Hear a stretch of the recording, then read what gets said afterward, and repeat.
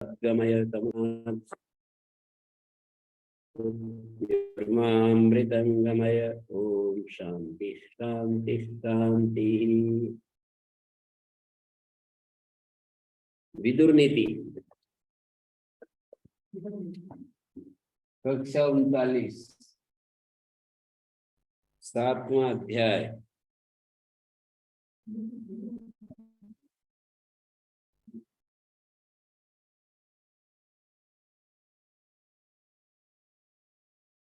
मत्या परीक्ष मेधावी बुद्ध्या संपादिता सकृत श्रुत्वा दृष्ट्वाथ विज्ञाय प्राचीर्मैत्रीं समाचरे। प्राच्य व्यक्ति को राज्य जनों को मित्रता करनी चाहिए। किन किन के साथ करनी चाहिए? राज्य मैत्रीं समाचरे। राज्य व्यक्तियों के साथ मित्रता करनी चाहिए। क्या क्या करके? मत्या परीक्ष मेधावी, बुद्धि से जांच करके। मत्या परीक्ष बुद्धिया संपाद्य सकृत, अपने अनुभव से बार बार उनकी योग्यता का निश्चय करें।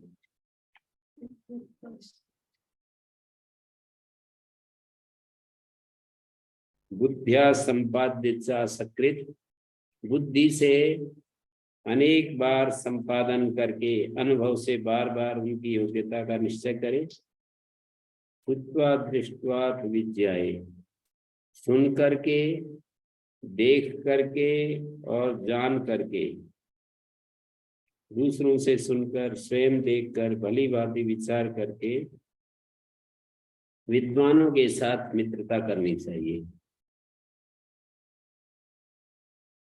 एक ये भी कहा जाता है, जिन लोगों के पास बैठने से, उनकी बातें सुनने से, उनके साथ चर्चा करने से यदि हमारी शांति में वृद्धि होती है तो अवश्य उनकी संगति करनी चाहिए।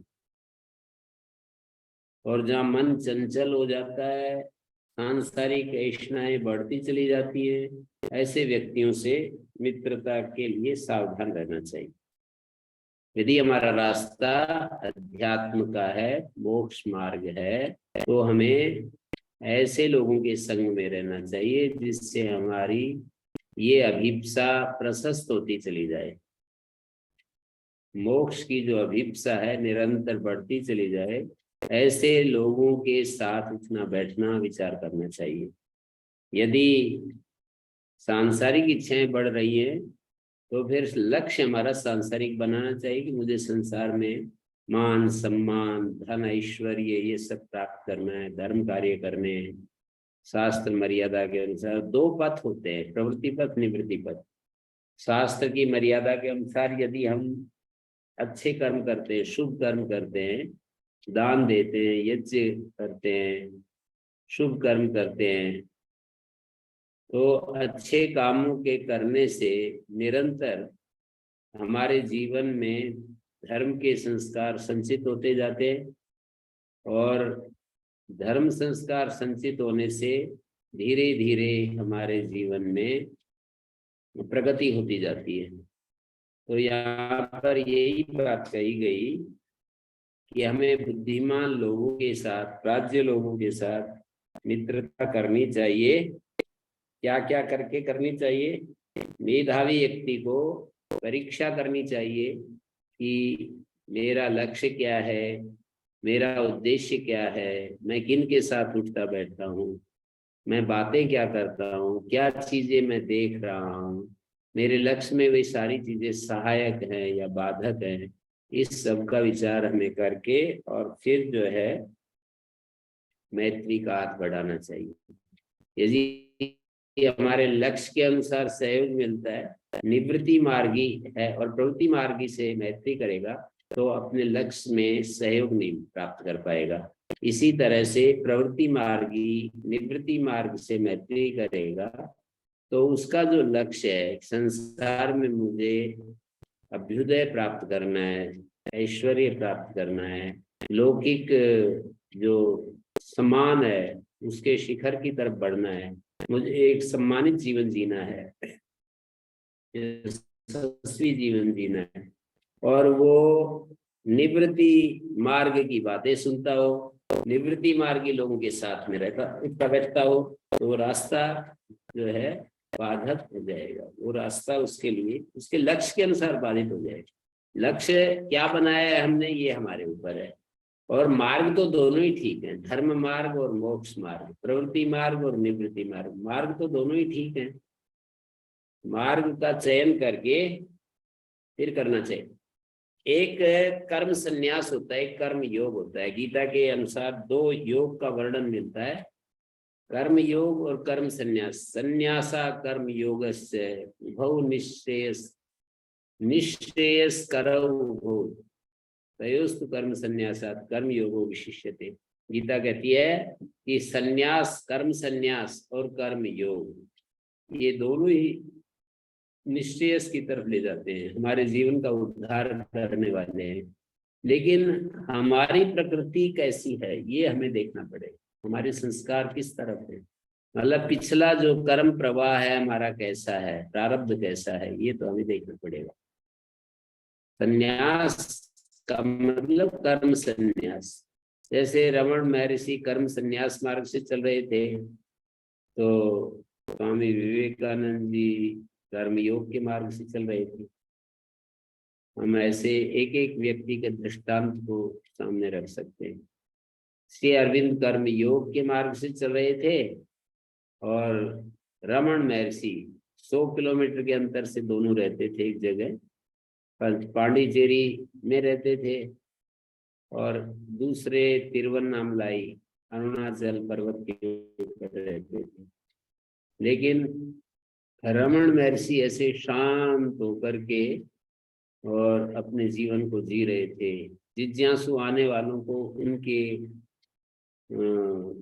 दृष्टि के द्वारा उनको वो देते थे, राहत देते थे। दुखी व्यक्ति आते थे, मुस्कुराते हुए वापस लौटते थे।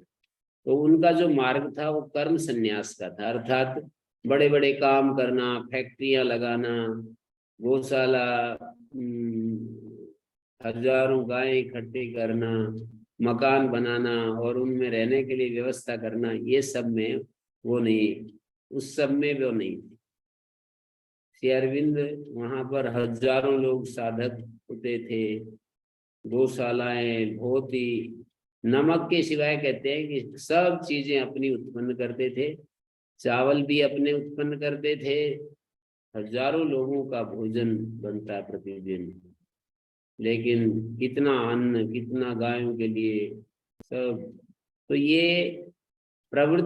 ये गीता का एक मार्ग होता है कर्मयोग। कर्मयोग में भगवान के लिए कर्म किए जाते हैं, और कर्मों के फल की आशा से रहित होकर के, मानिए अपने मन चाहे कर्मों का फल हमें मिले, ये इच्छा त्याग करके कर्म किए जाते हैं। इसी तरह से कर्तृत्व से रहित होकर कर्म किए जाते हैं, कर्तृत्व के अभिमान से रहित होकर कर्म किए जाते हैं। तो कर्म योग और कर्म संन्यास दोनों ही कल्याणकारी हैं, पर हमारी प्रकृति, हमारा झुकाव किस तरफ है ये हमें देखना होगा। तो ऐसे ही यदि हम कर्म संन्यास मार्ग के पथिक है, तो कर्म संन्यास वाले लोगों को मित्रता करनी चाहिए। कर्म मार्गी है तो कर्म योग की साधना कर रहे हैं, तो कर्म योगी को अपना उदाहरण बनाना चाहिए, ऐसे लोगों के संपर्क में रहना चाहिए। अकीर्तिम विनयो हंति हंति अनर्थम पराक्रमा हंति नित्यम क्षमा क्रोधम आचारो हंति लक्षण। कुछ बातें बताई कि ये चीजें नाश कर देती है व्यक्ति का। अकीर्तिम विनयो हंति, विनय मात्र अपयश का नाश करता है।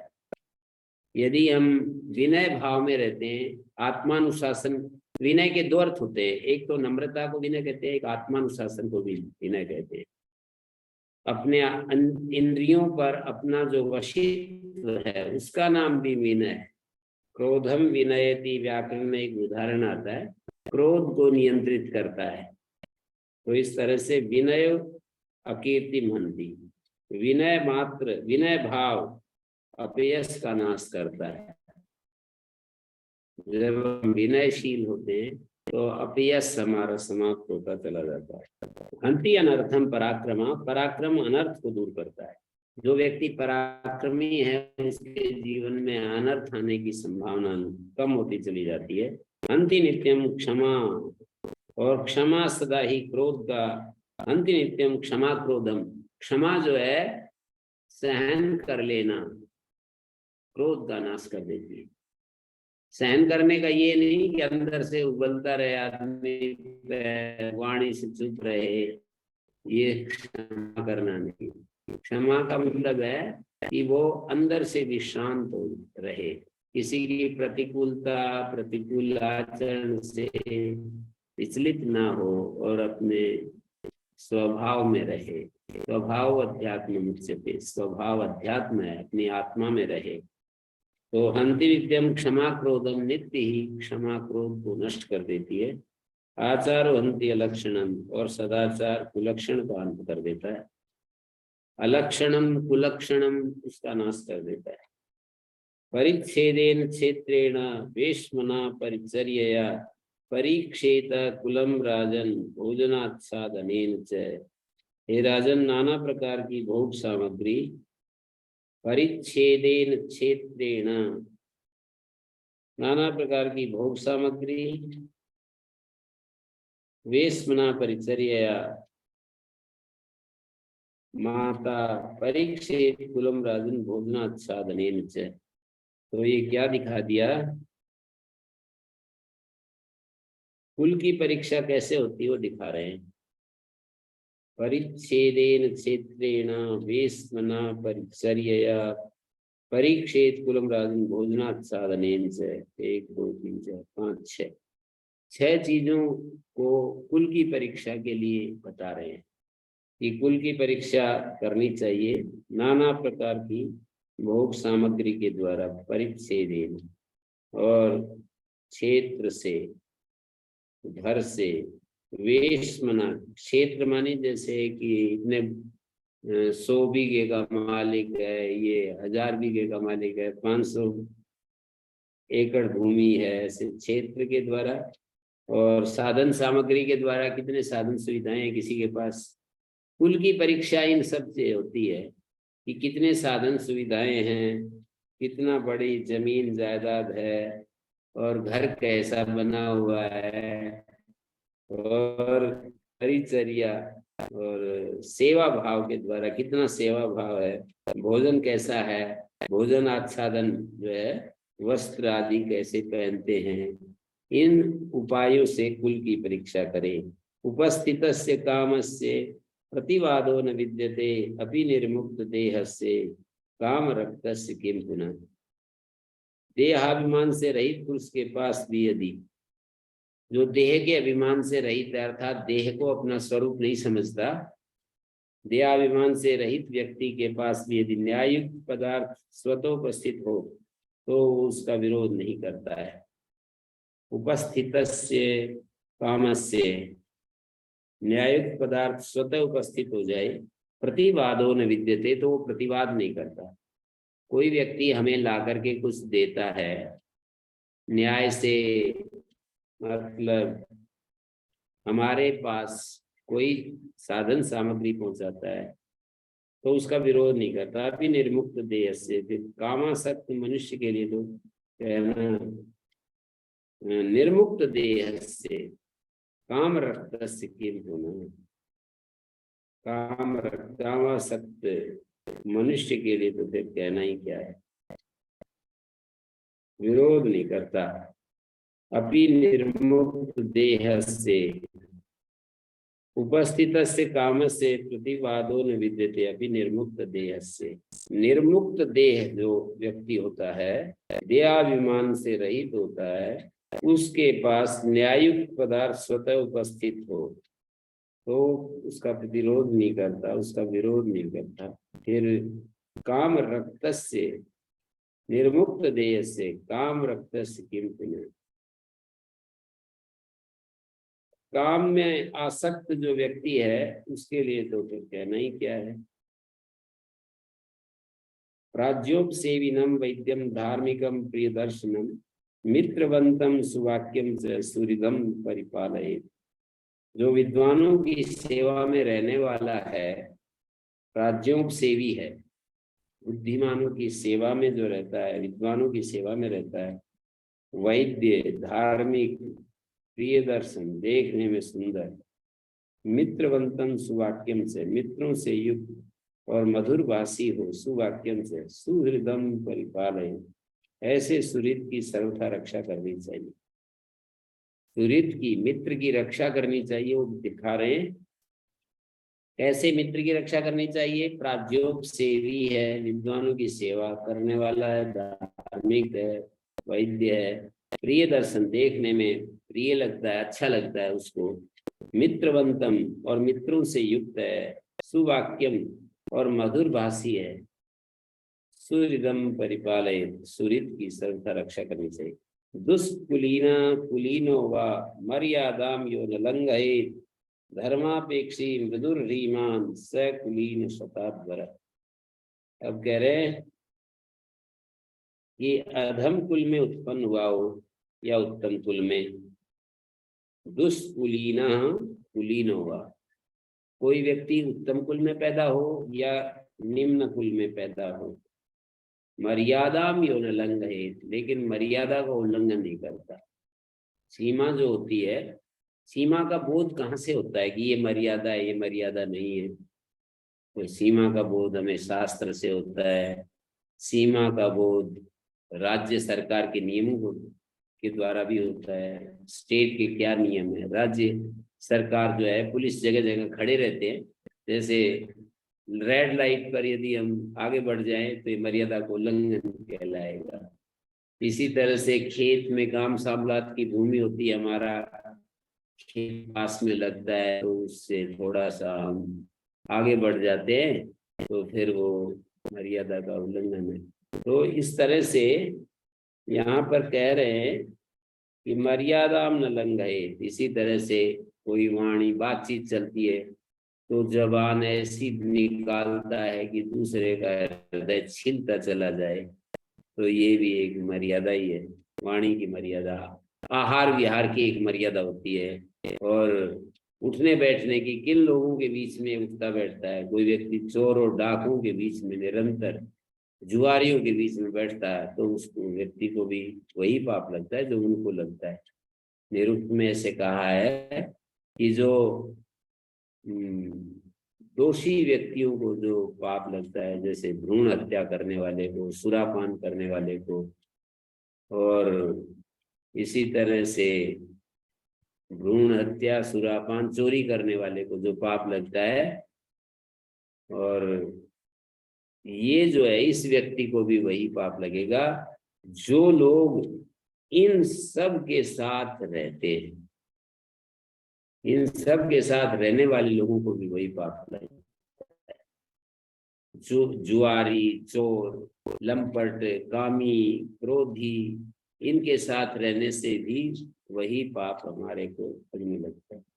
दुष्कुलीना कुलीनो मर्यादाम यो न लंघयेत्, मर्यादा का लंघन न करे, रास्ते चलते अपने आंख नीचे रखे चले और किसी बहन बेटी के ऊपर नजर ना डाले, तो ये सब मर्यादा के अंतर्गत आती है। धर्मापेक्षी मृदुर रीमान, धर्म की जो अपेक्षा रखता है, कोमल स्वभाव वाला है और लज्जावान है, सकुलीन ज्ञाताद्वर कुलीन शताद्वर, वह सैकड़ों कुलीनों से भी बढ़कर है।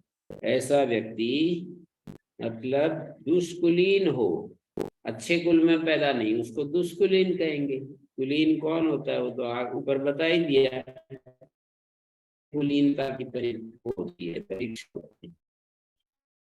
राज्योपसेवी है या नहीं, वैद्य, धार्मिक, प्रिय दर्शन, मित्रबंधम, सुवाक्यम से सूर्यदम परिपालय, सूर्य की सर्वथा रक्षा करनी चाहिए। और ये जो है कुलीन शताद्वर, सैकड़ों कुलीनों से भी बढ़कर, अधम कुल में उत्पन्न हुआ हो या उत्तम कुल में, मर्यादा को उल्लंघन नहीं करता तो धर्म की अपेक्षा रखता है, मृदु है, कोमल है, रीमान, लज्जालु है, वो सैकड़ों कुलीनों से भी श्रेष्ठ है। ययोश्चित्तेन वा चित्तम निभृतम निमृते निभृतेन वा समेति प्रज्ञया प्रज्ञा तयोर मैत्री नजीर्यति। कैसे लोगों की अजर्यम आर्य संगतम, ऐसा उदाहरण आता है व्याकरण में कि जो आर्यों की संगति होती है वो अजर्य होती है, कभी भी जीर्ण होने वाली नहीं होती। तो कह रहे हैं ययोश्चित्तेन वा चित्तम, जिन दो मनुष्यों का चित्त से चित्त, गुप्त रहस्य से गुप्त रहस्य और बुद्धि से बुद्धि मिल जाती है, उनकी मित्रता कभी नष्ट नहीं होती। गुप्त रहस्य से गुप्त रहस्य और बुद्धि से बुद्धि मिल जाती है, उनकी मित्रता कभी नष्ट नहीं होती। मतलब समान गुणकर्म स्वभाव, समान सील व्यसनेश सख्यम, ऐसा शास्त्रकार कहते हैं। सील और समान सील और व्यसन मतलब जो उसका नित्य स्वभाव में जो कर्म आए हुए हैं तो उनको व्यसन कहेंगे। तो ययोश्चित्तेन वा चित्तम निभृतम निभृतेन वा, जिन दो मनुष्यों का चित्त से चित्त और गुप्त रहस्य से गुप्त रहस्य और बुद्धि से बुद्धि मिल जाती है, समेति प्रज्ञया प्रज्ञा तयोर मैत्री नजीर्यति, उनकी मित्रता कभी नष्ट नहीं होती। तीन व्यक्तियों की मित्रता नष्ट नहीं होती, चित्त से चित्त जिनका मिला हुआ है, निभृतेन निभृतम, गुप्त रहस्य से गुप्त रहस्य, मतलब जो एक दूसरे के गुप्त रहस्यों को किसी के सामने नहीं प्रकट करते। समेति प्रज्ञया प्रज्ञा, और प्रज्ञा से प्रज्ञा मिल जाती है, बुद्धि से बुद्धि मिल जाती है, उनकी मित्रता कभी नष्ट नहीं होती है।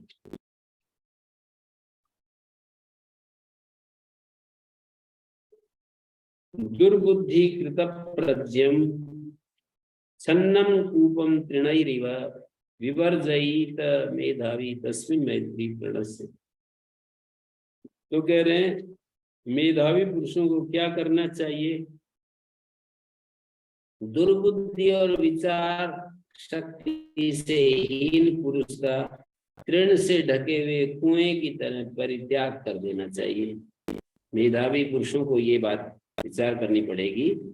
विवर्जयित मेधावी, मेधावी पुरुषों को वर्जन करना चाहिए। क्या? दुर्बुद्धिकृत प्रज्ञम, दुर्बुद्धि और विचार शक्ति से दुर्बुद्धिकृत प्रज्ञम, विचार शक्ति से हीन पुरुष का छन्नम कृतम तृणैरेव, और तृण से ढके हुए कुएं की भांति, तृण से ढके हुए कुएं को जैसे तिनकु से कुआं ढक रखा हो तो उससे बच करके चलना चाहिए, गिर सकते हैं उसमें।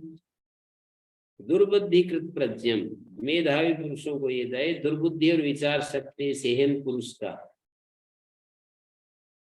दुर्बुद्धिकृत प्रज्ञम, दुर्बुद्धि विचार शक्ति से हीन दुर्बुद्धि प्रज्ञम, तृण से ढके कुएं की तरह त्याग कर देना चाहिए। विवर्जयित मेधावी तस्मिन् मैत्री प्रणश्यति, उसके साथ ही मैत्री, तस्मिन् मैत्री, ऐसे व्यक्ति के साथ मैत्री की जाएगी तो फिर नष्ट होकर के ही रहेगी। अवलिप्तेषु मूर्खेषु रौद्र साहसिकेषु च तथैवोपेत धर्मेषु नैमित्रीम् आचरेत् विधा। बुद्धिमान व्यक्ति को मैत्री नहीं करनी चाहिए। अवलिप्तेषु मूर्खेषु, विद्वान पुरुष उचित है कि अभिमानी व्यक्तियों के साथ मित्रता न करे, मूर्ख व्यक्तियों के साथ मित्रता न करे, रौद्र शाही क्रोधी व्यक्तियों के साथ, और साहसिक मतलब साहस भरे हुए काम करने वाले लोगों के साथ मैत्री ना करें। ये साहस नेगेटिव अर्थ में है, एक साहस पॉजिटिव अर्थ में होता है, ये नेगेटिव अर्थ में है। साहसिक का मतलब अपने बल से अधिक बल लगाकर काम करने वाला, स्पर्धा में आकर के ज्यादातर ऐसे होता है, अपनी पूरी जी जान लगा देते हैं। तो ये कहना चाह रहे हैं कि कृतज्ञम धार्मिकम सत्यम अक्षुद्रम दृढ़ भक्तिकम।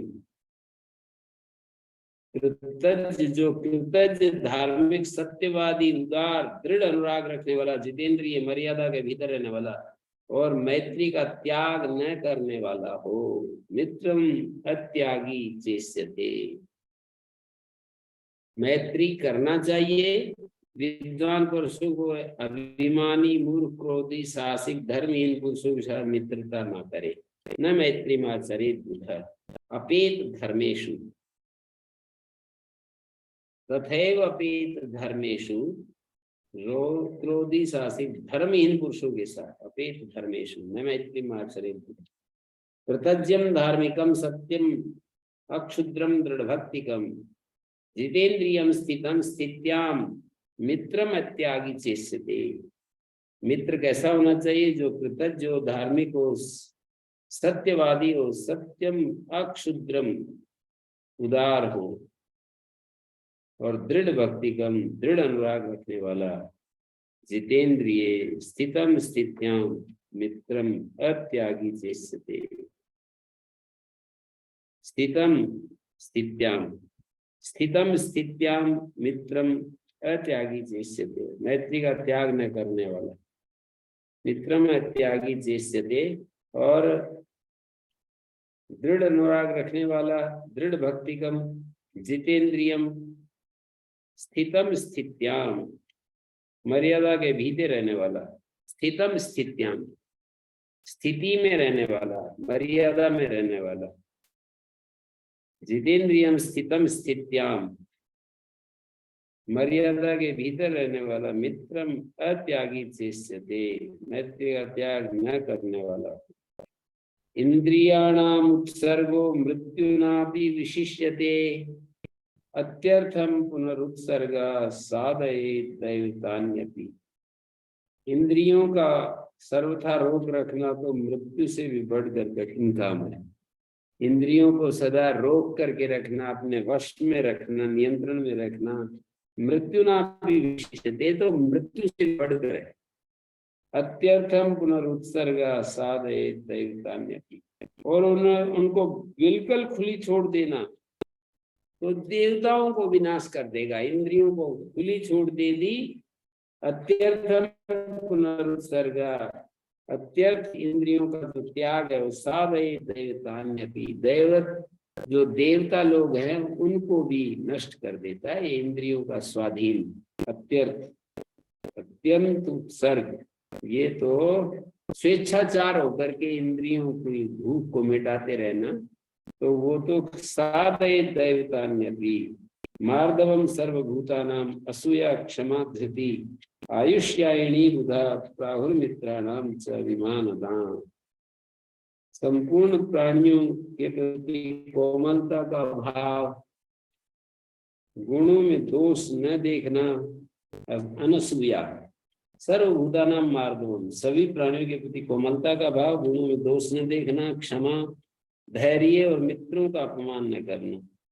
आयुष्याणी, ये सारी चीजें आयु के लिए हितकर है।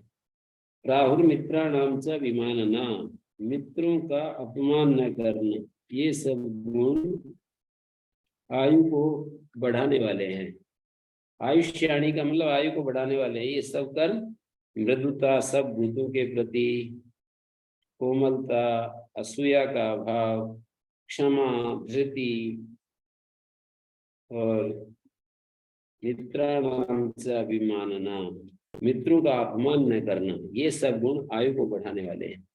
अपनीतम सुनीतेन यो अर्थे प्रत्यानिनीशते मतिमास्थाय सुदृढ़म तदा तद का पुरुष व्रतम। ये कायर पुरुषों, वीर पुरुषों का आचरण क्या है? तद अकापुरुष व्रतम। अकापुरुष का मतलब है वो वीर पुरुषों का आचरण होता है। ये क्या क्या?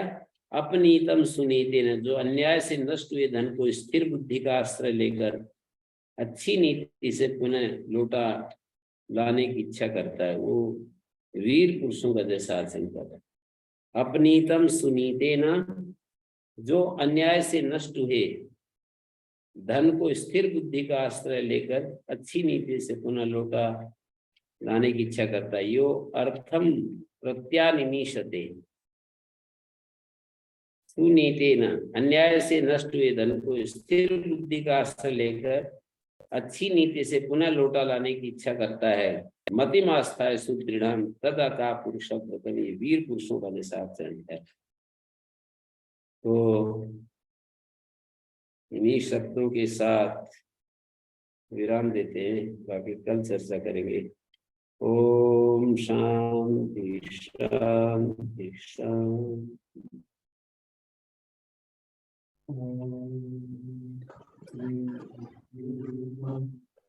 नमस्ते आचार्य।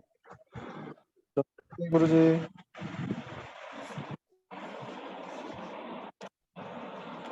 प्रणाम गुरुजी।